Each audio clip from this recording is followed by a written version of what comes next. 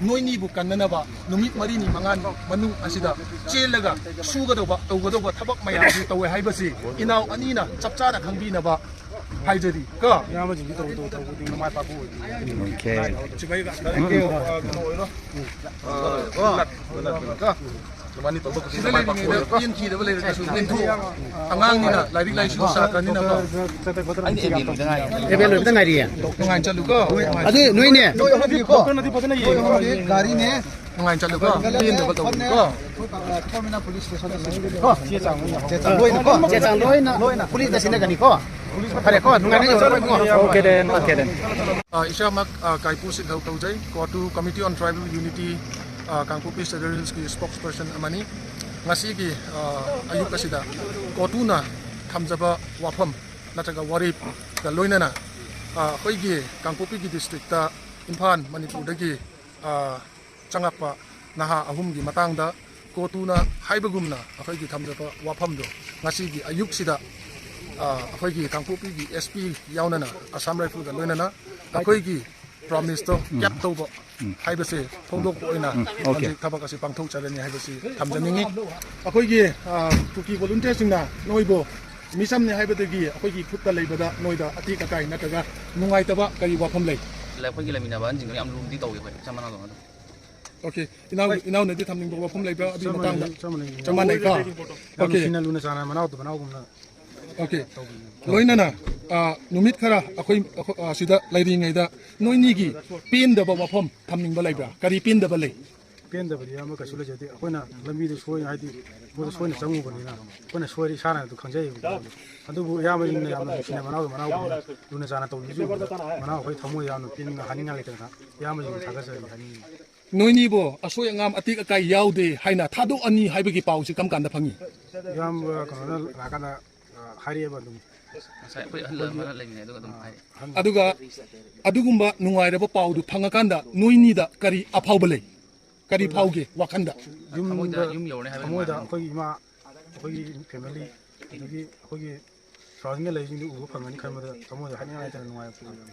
kuki jo community singna nupi angang ahalaman nataga innocent oiba khutlai pai daba mi da akoina khut thade haibagi wafam si chapchana kuki jo singna lepe haibagi wafam si hanadagi tabibra nataga honji aina haiba wafam asida tabada noini gi pukning da penjaba nungaiba kari aphawba lei sumaina innocent da yam thina lun tawi bo sita ba yam nuai jai haibati ngiba community ni hamsida khana sainarga kari kana bapur kana haibati yam thina otna birga kam kana bapur ko hai akoi gi kuki jo community dagi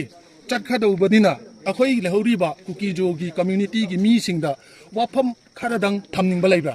yam ngasi koina ngasi dagi jumda koina halaka du matam asida koina singi sinau gi sinau jin koina haina na masa mana moina koina hajaning ngadi singi si akoi kuki sinau jin tau tau tho khodi mo ta mai pa kwa fa ba to junu koi masa mana du na luna jana to bi smaina matung ta ko su so da ngam do ba haji yam jing da ara yaw da na fa ba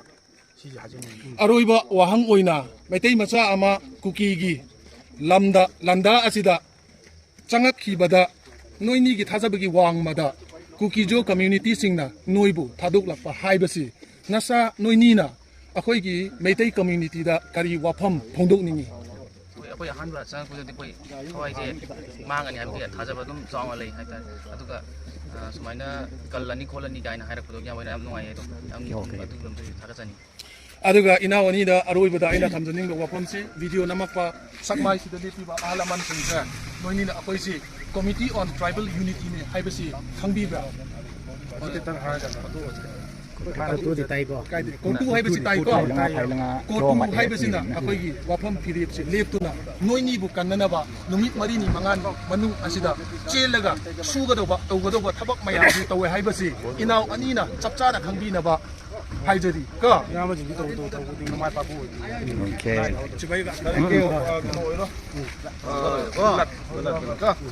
mani to ko sida mai pa ko yin ki da bale da su min thu angang ni na lai lai su sa kan ni na ba ani ebe lo da ngai ri ngai chalu ko adu noi ne ko na di patna ye gari ne ngai chalu ko tin da ba to ko terminal police station ko che che chang loi na police da sina gani ko pare ko ngai ne yo okay then see this is the way how things are done even in a conflict time, showing a higher moral ground. This is what the Kuki Jau communities are known for, with a simple heart and with our attitude of not hurting women, children and civilian innocent.